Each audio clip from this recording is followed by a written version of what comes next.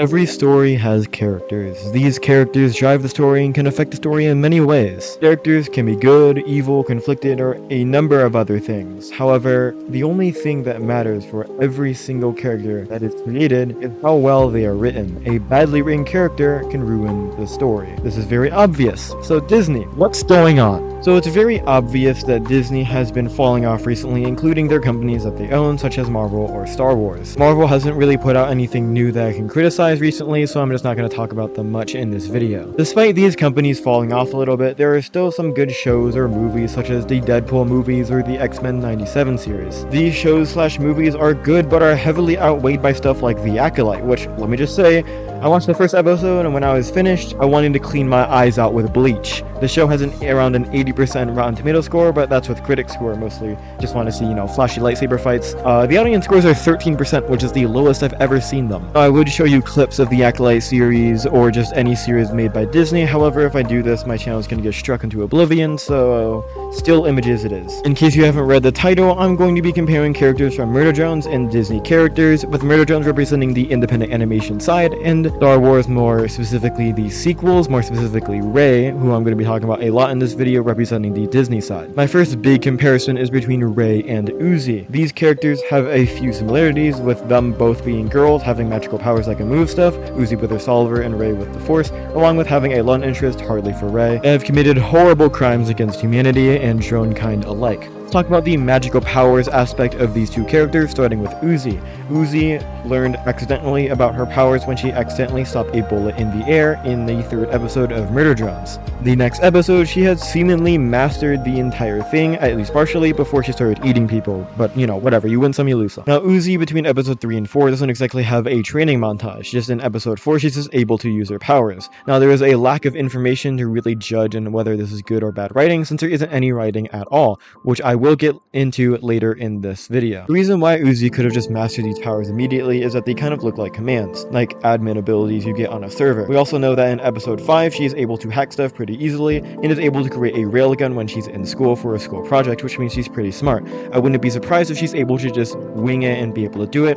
Also, it could just be an instinctual thing, or whatever instincts robots have. Now, despite this just being a theory, this is based off evidence that we are shown and evidence that we heard from the TV show. Now, it is possible that the TV show just didn't have enough episodes to really fully explore Uzi's training process, which I completely understand. Overall, we don't really know how Uzi mastered all her Solver abilities, which sounds really bad, but compared to Rey and how she discovered how she could use the Force and was trained, it sounds pretty good. In case you don't know much about Star Wars, the Force is some sort of magical ability that people can have or are born with. Yes, I know this is a very dumbed down version of it for anyone who actually knows what they're talking about when it comes to Star Wars. I'm just trying to make it simpler. Now, the Force can take years and years to master. Kids are trained from as early as 3. Even Anakin Skywalker, who is supposed to be like a really powerful Force wielder, took years and years and years to really fully master the Force, and even then he never got to his full potential. So obviously it would make sense that Rey would be trained for a really long time, right? She said, yes, you're wrong, because she just gets it immediately, because that's just how it works now. And yes, there's a little bit of training here and there for Rey, but like compared to like 10 years of like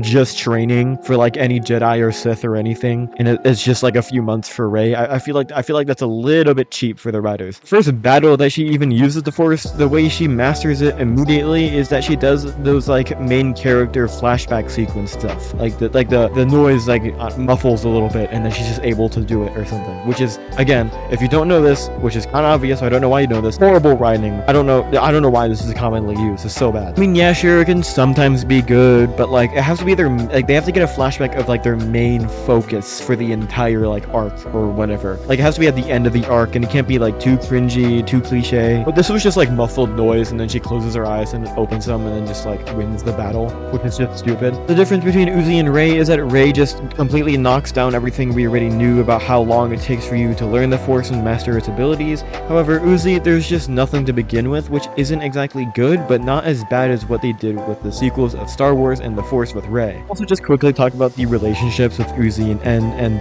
I think Rey and Kylo Ren or something, I don't know. out. They like kissed once, and then Kylo Ren died. Oh yes, spoilers. Sorry. Movie's been out for 5 years. Damn, I'm old. Now the En and Uzi relationship is pretty well developed, especially in episodes 6 and 7. However, the whatever relation or situationship that Rey has with Kylo Ren, it was so unexpected, and I had no idea what was going on. I mean, granted, I was like young, but like whatever. I mean, En and Kylo Ren, who's the better character? It's obviously going to be En. Now, En doesn't really get a redemption arc, but that wasn't exactly the main focus for any of the episodes or the entire show in general. But we are able to see his past crimes and stuff like that, and how he doesn't really like doing that anymore, which I guess is a redemption arc in itself, but it's still way better than what Kylo Ren got. They both had a turning point in their arc, which is to say they switched to the other side, with En getting stabbed with a sort of virus little chip thing, and Kylo Ren getting stabbed with a lightsaber. And don't get me started on how people just live through lightsabers now. Now, En switches sides mostly just because he doesn't really know who he's working for, and is mostly just questioning why he's there in the first place, while Kylo Ren kind of just sees his dad and then just switches sides. His dad's dead. It's some sort of force magic stuff, which again,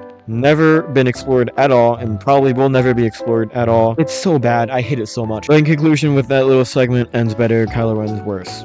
Moving on. We've talked a lot about how certain things influence the characters from the outside, but let's talk about the characters on the inside. Uzi is an angsty teen who grew up without a mom and a deadbeat dad, and pushes people away because she doesn't like making friends. As the show goes on, you can see her open up to her dad and En, and slowly develop and becomes a better person.